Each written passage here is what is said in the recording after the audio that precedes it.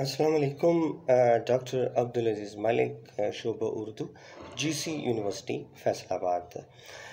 आज हम गुफ्तगू करेंगे एसटी कॉलरिज के हवाले से, जो अंग्रेज़ी तनकीद का बड़ा अहम नाम है। और जब हम ख़ास तौर पर रोमानवी तहरीक की बात करते हैं इंग्लिश लिटरेचर में, तो किसी सूरत भी एसटी कॉलरिज को फरामोश नहीं किया जा सकता।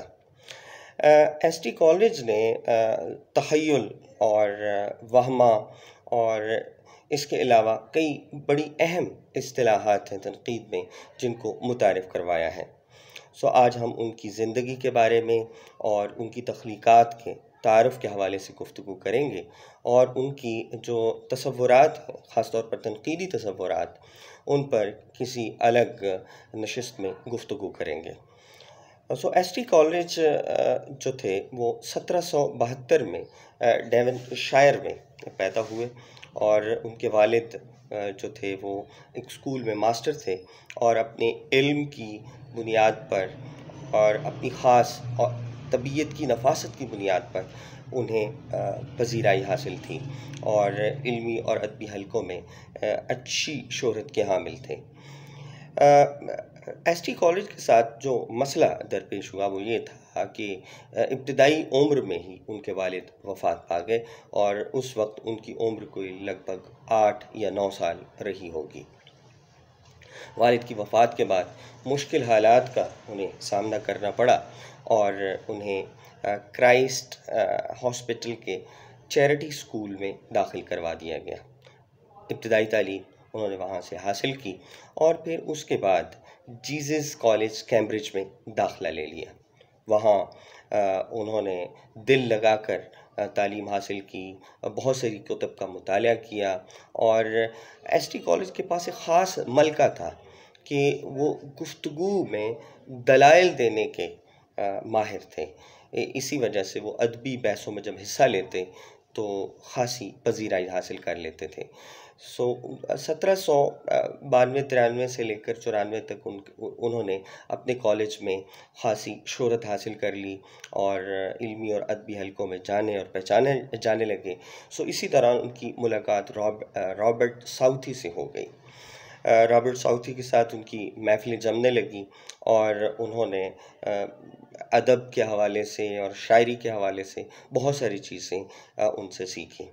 1795 में एसटी कॉलेज ने सारा फ्रैंकर के साथ शादी कर ली, और 1796 का सन जो है उनकी ज़िंदगी में बड़ा अहम साबित हुआ कि उनका पहला शेरी मजमुआ छप कर सामने आया, जिसका उन्वान था पोएम्स ऑन वेरियस ओकेजन्स। 1797 में विलियम वर्ड्सवर्थ, रोमानवी शायरी का बड़ा एक अहम नाम, और वो उस दौरान उनके पड़ोस में आकर आबाद हो गए, और उनके साथ उनकी दोस्ती हो गई, और उन्होंने मुश्तरका मंसूबे पर अपना काम शुरू कर दिया। 1798 में उनकी मुश्तरका मंसूबा कामयाब हुआ, और लिरिकल बैलेड की शक्ल में उनकी किताब मंज़र-ए-आम पर आई। लिरिकल बैलेड्स में ही उनकी एक अहम नज़्म, जो बाद में उनके लिए शोहरत का बायस बनी, वो एंशिएंट मैरिनर्स के उन्वान से मौजूद थी। 1798 से लेकर 1802 के लगभग विलियम वर्ड्सवर्थ ने अपना ज़्यादा वक्त जो था वो जर्मनी में गुजारा, और वहाँ के फ़लसफ़े को पढ़ा, वहाँ पर मुख्तलिफ़ फ़िलासफ़र्स के लेक्चर्स को अटेंड किया, और फिर रफ्ता रफ्ता उनकी तबीयत जो थी वो फ़लसफ़े और नफ्सियात की तरफ माइल हुई, जिसका सबूत हमें शेलर्स की वेलेंस्टन के तर्जमे से मिलता है कि उन्होंने उसको अंग्रेज़ी में तर्जमा किया।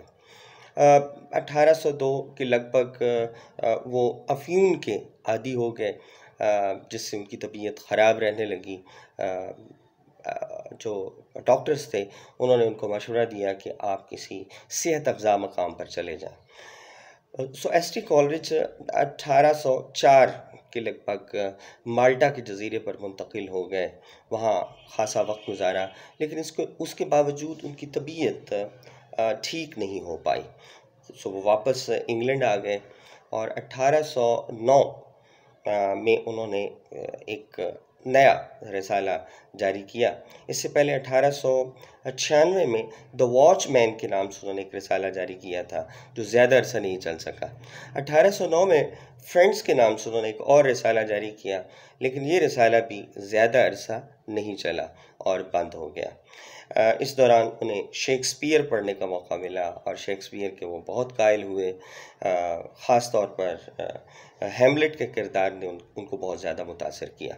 यही वजह थी कि 1811 में उन्होंने मुख्तलिफ़ इल्मी और अदबी हलकों में लेक्चर्स का एक सिलसिला शुरू किया और विलियम शेक्सपियर पर उन्होंने बहुत अच्छे लेक्चर्स दिए। ख़ास तौर पर हैमलेट पर उनका जो लेक्चर था उसने खासी शोहरत हासिल की। 1815 या 16 के लगभग उनका एक दूसरा शेरी मजमुआ भी मंजर आम पर आया और उसने भी खासी पजीराई हासिल की, जिसका उन्वान था सिबलिंग्स लीव। 1813 के लगभग उनका एक ड्रामा भी प्ले हुआ जिसका उन्वान था रिमॉर्स। उसने भी कामयाबी हासिल की और यूँ इल्मी और अदबी हलकों में एसटी कॉलेज एक ख़ास मकाम बनाने में कामयाब हो गया। इस दौरान उनकी ओपीएम की जो आदत थी वो और ज़्यादा बढ़ने लगी। 1816 में मुस्तकिल तौर पर वो जेम्स क्लेमेंट के यहाँ मुंतकिल हो गए, जो उनके डॉक्टर्स थे, और आखिरी उम्र तक उनके पास ही रहे। उनकी अद्वियात से उनकी सेहत कुछ बहाल हुई और अफ़ीम खाने की आदत जो थी वो उसमें भी कमी आई। 1816 में बड़ा अहम सन है जिसमें उनकी मारूफ नज़्म कुबलाई ख़ान इशाअत पज़ीर हुई और कुबलाई ख़ान के बारे में ख्याल किया जाता है कि उन्होंने अफ़ीम खाकर लिखी थी और कोई आधी नज़्म जो है वो हमारे पास मौजूद है और वो मुकम्मल नज़्म जो है वो हम तक नहीं पहुंच पाई है। 1817 या के करीबी बायोग्राफिया लिटरेरिया उनकी मारूफ किताब है, जिसकी वजह से उन्होंने तनकीदी हलकों में शोहरत हासिल की और बाद अज़ां इसी किताब से बड़े अहम और नामवर नक्काद मुतासिर हुए। ख़ास तौर पर जब हम बात करते हैं आई ए रिचर्ड्स की और टी.एस. इलियट की, जो अंग्रेज़ी तनकीद में बड़े अहम सुतून हैं, उन्होंने एसटी कॉलेज की किताब से इस्तिफ़ादा किया है, मुतासिर हुए हैं और इस किताब ने उनकी तनकीदी नज़रियात पर असरात मुर्तसिम किए हैं। बायोग्राफी लिटरेरिया में का जो मौनवन किया है एसटी कॉलेज ने वो विलियम वर्ड्सवर्थ के नाम है, जिसमें उन्होंने वर्ड्सवर्थ की शायरी पर उनकी खुसूसियात पर सैर हासिल गुफ्तगू की है और उनकी जहाँ कमियाँ कचियाँ या कोताहियाँ थी उनकी शायरी में, उसको भी उन्होंने निशान ज़द करने की कोशिश की है। इसके बाद उनके और भी कई अहम